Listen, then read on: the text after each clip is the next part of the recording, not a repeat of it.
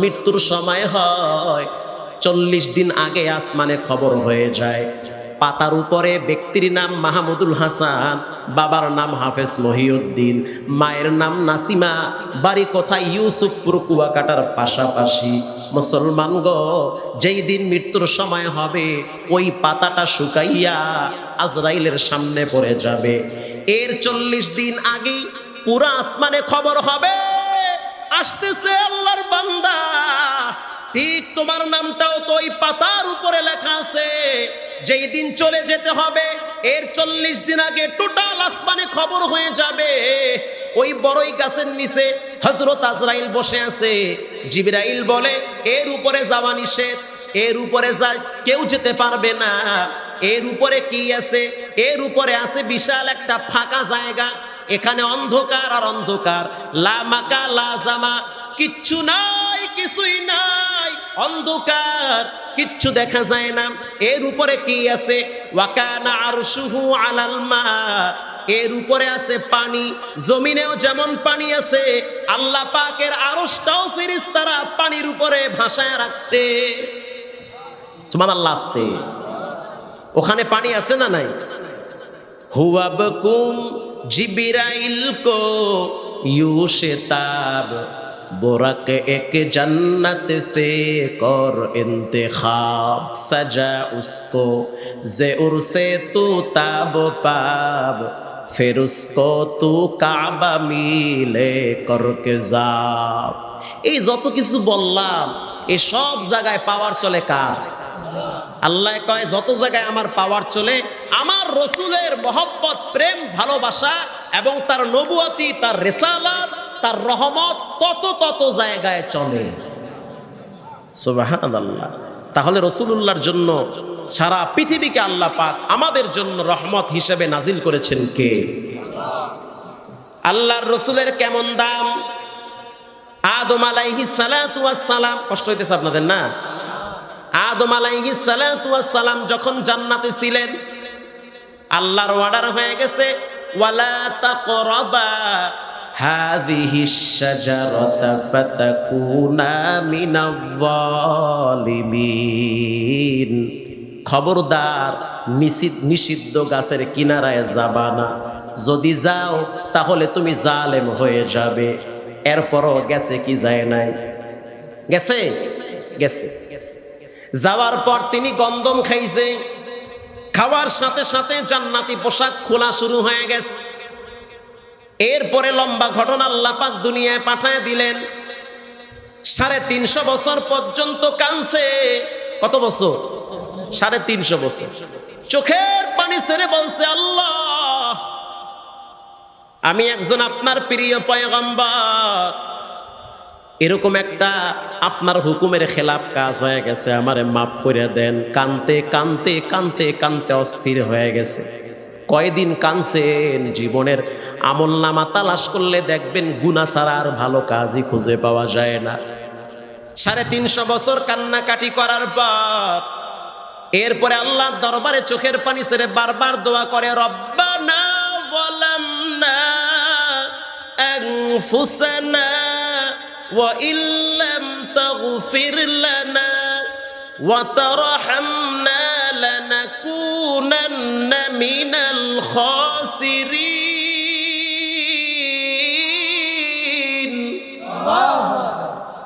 আল্লাহু আকবার কইতে কইতে স্টক করে মইরা যান, তাও ভালো। হ্যাঁ, ভালো না খারাপ? এখন মরার সময় যদি হঠাৎ আল্লাহু আকবার মুখ দিয়ে বাইরে, এটা কি ভালো জিনিস না খারাপ জিনিস? আর মরার সময় যদি মুখ দিয়ে বাইরে, ওই আমার বড় বলদ গরুটা কুম্বের রে, তাহলে কি ভালো না খারাপ? খারাপ। যার ভিতরে যা থাকে ধাক্কা মারলে হেইটাই বাইরে।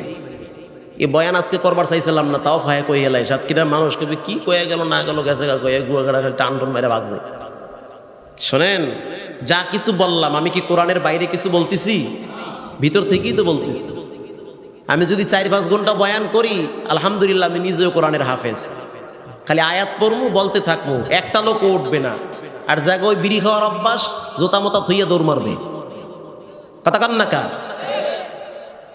তো যেই পাত্রে যাই থাকে কাইত করলে তাই পড়ে। আচ্ছা আপনারা বলেন, একটু বলেন, এটার ভিতরে কি আছে? এখন ঢাললে কি কফি বের হবে না ভাই? কি বের হবে? না, গরম লিকের চা বের হবে, পানি বের হবে। এটার ভিতরে কি আছে? ঠান্ডা হয়ে গেছে চা। চা এখন কাইট করলে কি গরুর দুধ বের হবে? কি বের হবে? যাই বের হবে। শোনেন ভাই, তো ভিতরে যা থাকে কাইট করলে তাই করে। রসুলও বলেন, যার ভিতরে যেটা থাকে মৃত্যুর সময় ওটাই বের হয়। রাস্তায় হাঁটার সময় অনেক ছেলে পেলে দেখবেন মোবাইল টিপতে টিপতে হাঁটে, দেখছেন নি আপনারা? পাবজি গেম খেলায় রাস্তায় আড়ে আড়ে এরকম করে, ওরে বাবারে ঠেলাটা কি। তো খাম্বার লাগে বাড়ি খায়। খাম্বার লাগে কি খায়? খাম্বার লাগে এমন জোরে বাড়ি খাইছে, খাওয়ার পরে চিতায় পড়ছে। এখন মুখ দিয়ে বাইরে হয়ে গেছে, ওরে বাবারে বাবা কি যে ব্যথাটা পাইছি, বাবারে বাবা, ও মা, মাজা ধইরা গেছে। কথা কন না কা বলে কি বলে না বলে। এখন যদি সে ঢাকা ইউনিভার্সিটিতে পড়ে, ক্যামব্রিজে পড়ে, ভিকারুন্নেসায় পড়ে, খুব শিক্ষিত মানুষ, গ্রামে আসছে, হ্যাঁ, গ্রামে আসার পরে সে তার চিন্তা করতেছে আমি একটু ক্ষেতের ভিতরে হাঁটি। হাঁটে না অনেক সময়, একটু শরীরটাকে টাইট করার জন্য হাঁটে। তো আইল ছিলেন তো, আইলে হাঁটতে গিয়ে অনেক সময় কিন্তু জুতা স্লিপ কেটে পড়ে যায়। পরে কি পরে না? শিক্ষিত মানুষ, ভদ্র মানুষ, হাঁটতে গিয়ে স্লিপ কেটে পড়ে গেছে। এখন পরার পরে তো খুব ব্যথা পাইছে, এমন ব্যথা পাইছে, এখন মুখ দিয়ে বাইরে গেছে, ও মাই গড আমি ব্যথা পেয়েছি, ও মাই গড, ও মাই গড আমি ব্যথা পাইছি। তা দুই ধরনের কথা কিন্তু হয়ে গেল। আর একজন মাদ্রাসার ছাত্র বাইতে খায়, মাদ্রাসা আইয়া পড়ে, আইতে আছে আর যাইতে আছে, বাটি নিয়ে খাবার নিয়ে যাইতে আছে, কিছু দূর যাওয়ার পরে স্লিপ কেটে পড়ে গেছে। এখন ওর মুখ থেকে বের হয়ে গেছে ইন্না লিল্লাহ। কথা ঠিক না? এখন এই তিন শ্রেণীর মানুষের কথা কি এক না? কেউ কয় ওরে বাবা খুব ব্যথা পাইছি, আর একজনে কয় ও মাই গড আমি ব্যথা পেয়েছি, আর একজনে বলে ইন্না লিল্লাহ।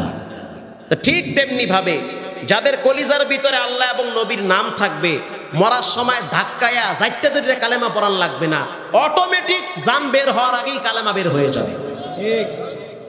কথা ঠিক না ভাই? ঠিক, কালেমা বের হয়ে যাবে।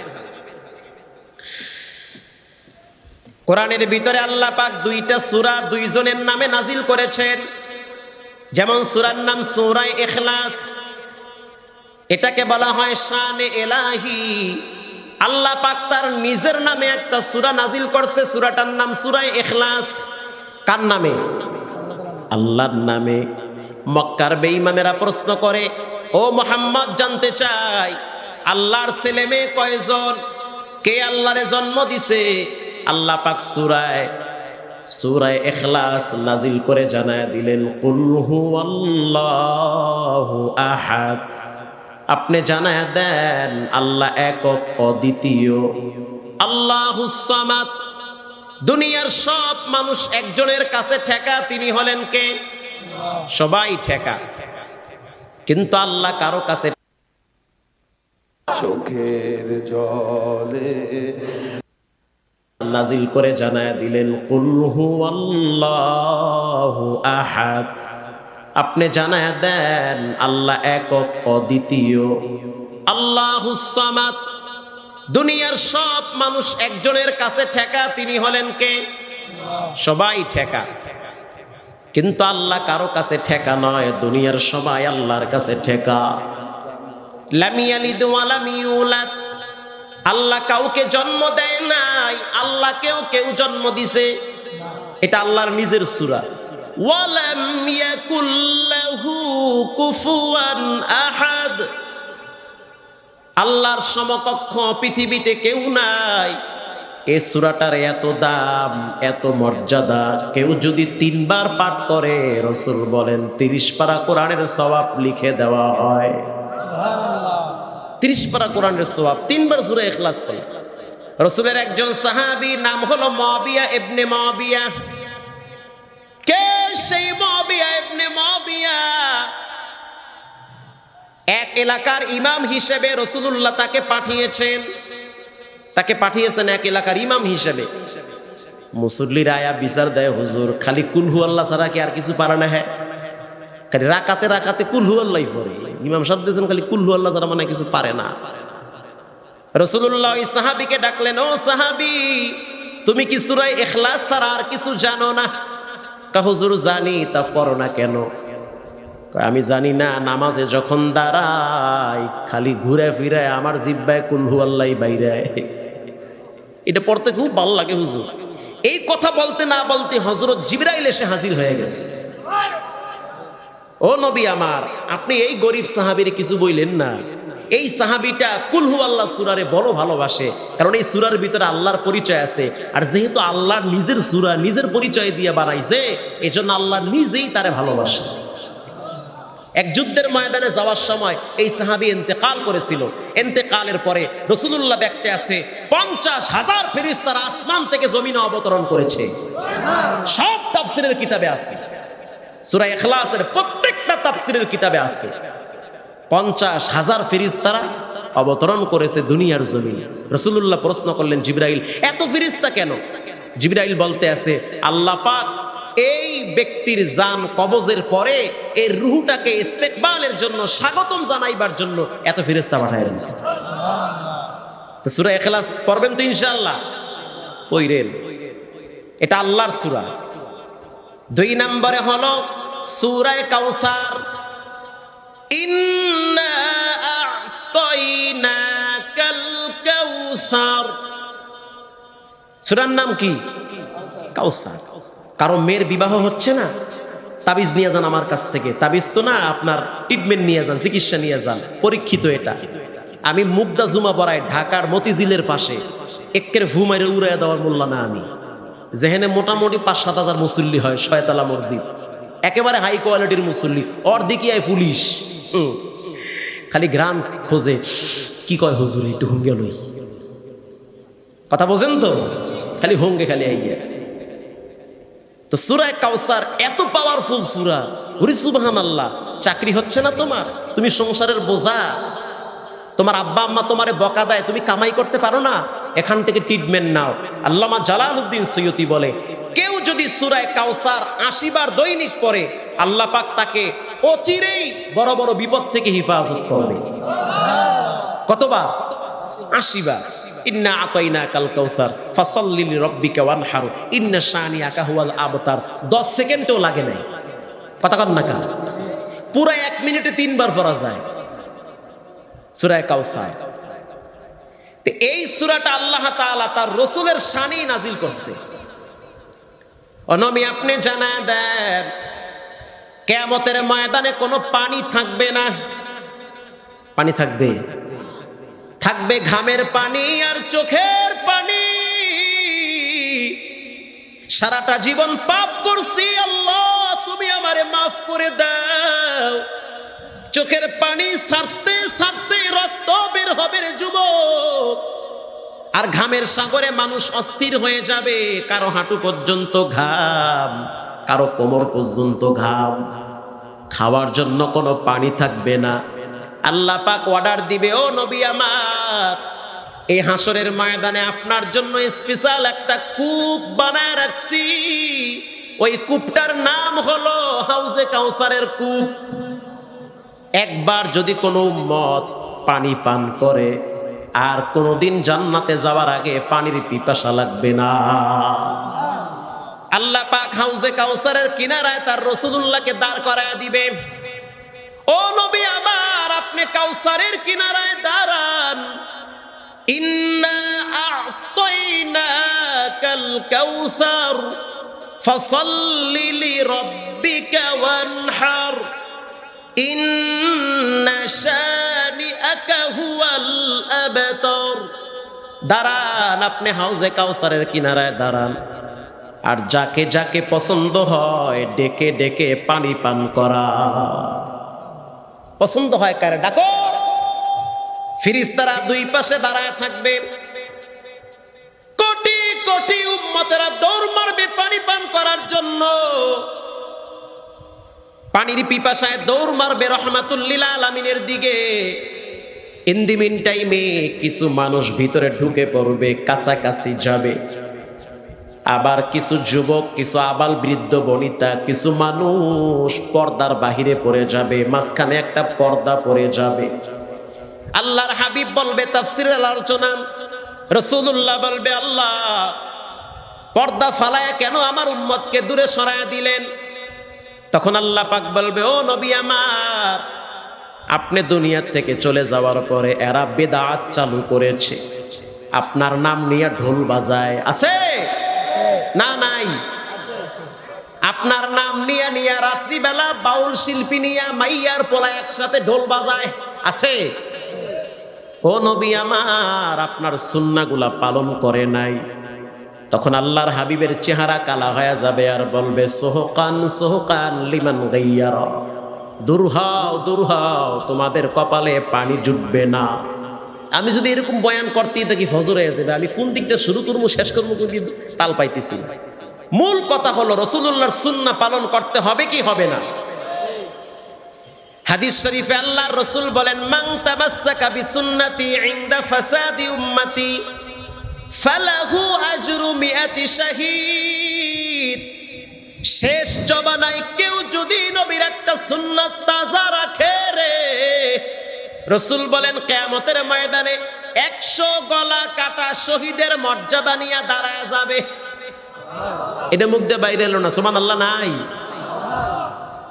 শহীদরা আল্লাহর দ্বীনের জন্য অনেক প্রতিকূলতাকে উপেক্ষা করে দ্বীনের পতাকা উড্ডীন করেছিল। অনেক বাধা আসছে, অনেক কষ্ট সহ্য করেছে, অনেক কথা শুনতে হয়েছে। রাসূল বলেন ফিতনার জমানায়, কিসের জমানা? এই জমানায় যদি কেউ দাড়ি নিয়ে কোনো বিবাহের অনুষ্ঠানে যায়, মানুষ ছায়া থাকে, এত বড় দাড়ি, এত বড় হুজুর করতে আইছে, কথা কন না কেন? আর সহ্য হয়ে যায়। এই যুগে যদি করন তরুণ নওজোয়ান যুবক নারায়ে তাকবীরের স্লোগান দেয়, তখন কিছু নাস্তিক পাড়ায় আগুন ধরা শুরু হয়ে যায়। এটা ফিতনার যুগ চলতেছে। এই জমানায় যদি আল্লাহর নবীর একটা সুন্নাহ কেউ পালন করে, তার উপরে বিপদ আসবে, মুসিবত আসবে, ঝড় তুফান শুরু হয়ে যাবে। নবী কয়, উম্মত, কেউ যদি একটা সুন্নাতকে তাজা রাখে, ফালাহু আজরু মিআতি শাহীদ, হাসরের ময়দানে 100 গলা কাটা শহীদের মর্যাদা দিয়া দাঁড় করায় দেওয়া হবে। ও নবীর উম্মতেরা, এই জন্য রাসূলুল্লাহর আদর্শ ছাড়া যাবে না।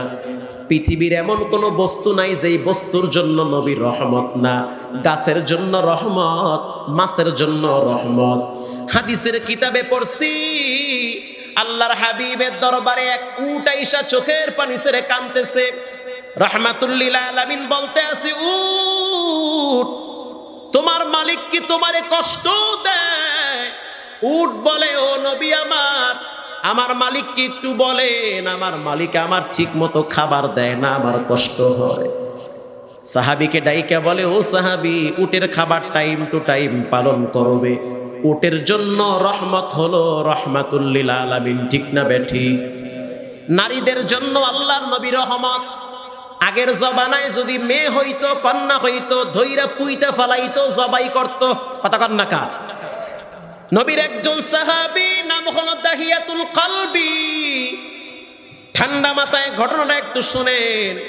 দাহিয়াতুল কলবি নামের একজন সাহাবী, যেই দিন কালেমা পড়ে মুসলমান হবে, তার আগের দিন আসরের নামাজের পর হযরত জিবরাইল এসে বলে, নবী আমার, মক্কার একজন প্রভাবশালী ব্যক্তি, দাপটে ব্যক্তি, পাওয়ারফুল একজন ব্যক্তি, ক্ষমতাসীন একজন ব্যক্তি, একজন সফল ব্যবসায়ী, চতুর্মুখী তার প্রতিভা আছে, আগামীকাল আপনার হাতে হাত রেখে কালেমা পড়ে মুসলমান হবে। রাসূল বড় খুশি। পরের দিন আল্লাহর নবী অপেক্ষায় আছে, দেখি কোন ব্যক্তি আসে, যেহেতু হযরত জিবরাইল বলেছে। আসরের নামাজের পরে তাকায় দেখতেছে দাহিয়াতুল কলবি চাদর গায়ে দিয়া রাহমাতুল লিল আলামিনের দরবারে হাজির। আল্লাহর নবী তাকে দেখা দাঁড়ায় গেছে রে, বুকে জড়ায় ধইরা বলতে আছে, আসো, তোমার সংবাদ গতকালকে জিবরাইল আমাকে দিয়েছে। আরো আসতে সুবহানাল্লাহ। হাতে হাত রেখে কালেমা পড়ে মুসলমান। মুসলমান হওয়ার পর কোনায় বসে বসে বাচ্চাদের মতো কাঁদতেছে। রাসূল বলতে আছে, আজকে তো হাসবা, খুশি হবা। আল ইসলামু ইয়ানহাদিমু মা কানা ক্বাবলা। যে ব্যক্তি ইসলামে প্রবেশ করে, অতীতের সব গুনাহ মাফ করে দেয় কে? তুমি হাসবা, তুমি আজকে আনন্দ প্রকাশ করবা, শুকরিয়া আদায় করবা। হুজুর আমি শুকরিয়া আদায় করছি, কিন্তু ভিতরে আমার চাপা কান্না, কলিজা ছিদ্র হয়ে গেছে। কি কলিজা ছিদ্র হইল, কি কষ্ট সাহাবী জানা দাও। বলে হুজুর আমার জীবনে একটা মারাত্মক দুর্ঘটনা ঘটছে রে। কি দুর্ঘটনা? বলে আজ থেকে কয়েক বছর আগে আমার স্ত্রী গর্ভবতী হয়েছিল। আমি আমার স্ত্রীকে রেখে চলে গেলাম ব্যবসার উদ্দেশ্যে শামের দিকে। কথা কি বোঝা যায়? শামের উদ্দেশ্যে আমি রওনা হয়ে গেছি। অনেক দিন পর যখন আমি আবার রিটার্ন চলে আসছি আমার এলাকায়, আমি শুনতে পাইলাম আমার স্ত্রীর একটা বাচ্চা হয়েছে। কিন্তু ছেলে হইল না মেয়ে হইল আমি জানি না, আমার এটা জানা ছিল না। আমার স্ত্রী আমার বাড়িতে আসছে, কিন্তু বাচ্চা নিয়ে আসে নাই, বাচ্চা নানি বাড়িতে রাখছে, কারণ বাচ্চাটা ছিল মেয়ে। কিন্তু এত সুন্দর বাচ্চারে নবী, এত সুন্দর চেহারা।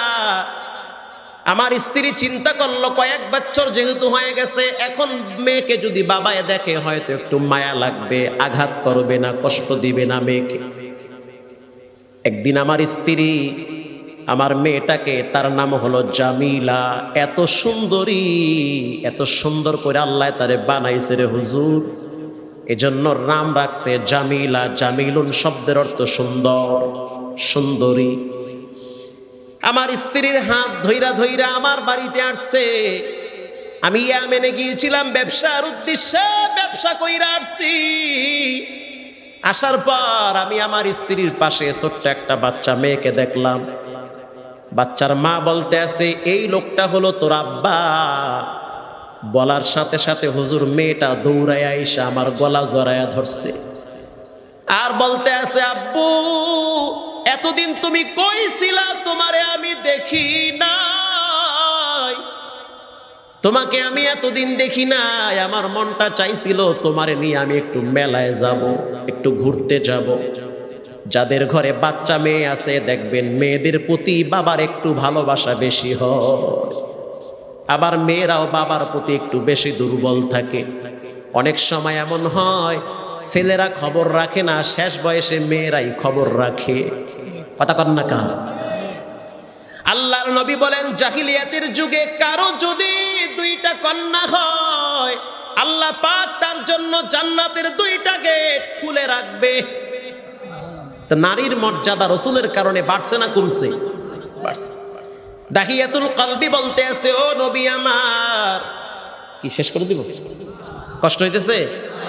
দাহিয়াতুল কলবি বলতে আছে ও নবী আমার, আমি মেয়েটার দিকে তাকায় দেখতে আছি চেহারা আমার মতো, আমি জোর বাপ দেখতেছি চেহারা ঢাইস আমার মতো, অনেক সুন্দর ছিল দাহিয়াতুল কলবি।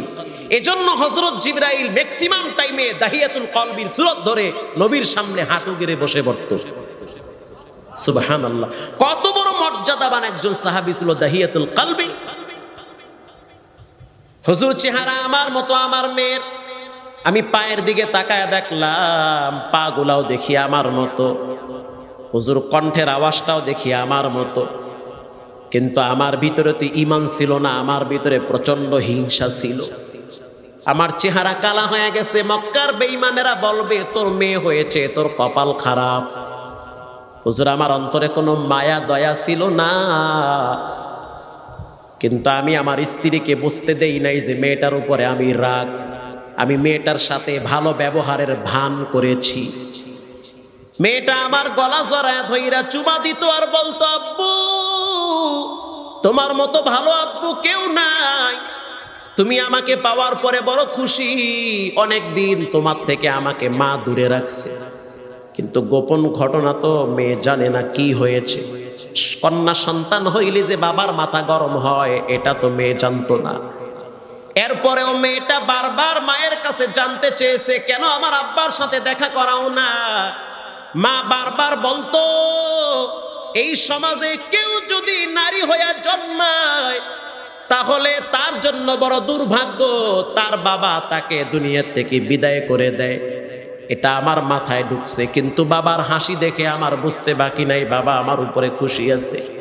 হুজুর আমি ওটা হাসির অভিনয় করছি, আসলে আমার দিলে বড় হিংসা ছিল, কষ্ট ছিল, কেমনে ওকে সাইজ করা যায়। আমি একদিন আমার স্ত্রীকে বললাম, আমার বাচ্চা মেয়েটারে সাজায় দাও, ওর দাদার বাড়িতে বেড়াইতে নিয়ে যাব। খাসায়াসুল কুবরার ভিতরে উল্লেখ করা হয়, স্ত্রী মনে করল হয়তো বাবার ভিতরে মমতা ভালোবাসা জাগ্রত হয়েছে মেয়ের প্রতি, আদর স্নেহ ভালোবাসা দিয়া বুঝি মেয়েটাকে নিয়ে যাবে না দাদার বাড়িতে। মেয়েটা হাত ধরে ধরে বাবার সাথে রাস্তা আগাইতেছে। মেইন রোড থেকে অনেক দূর যাওয়ার পর বাবা এবার জংলার দিকে হাঁটা শুরু করলো।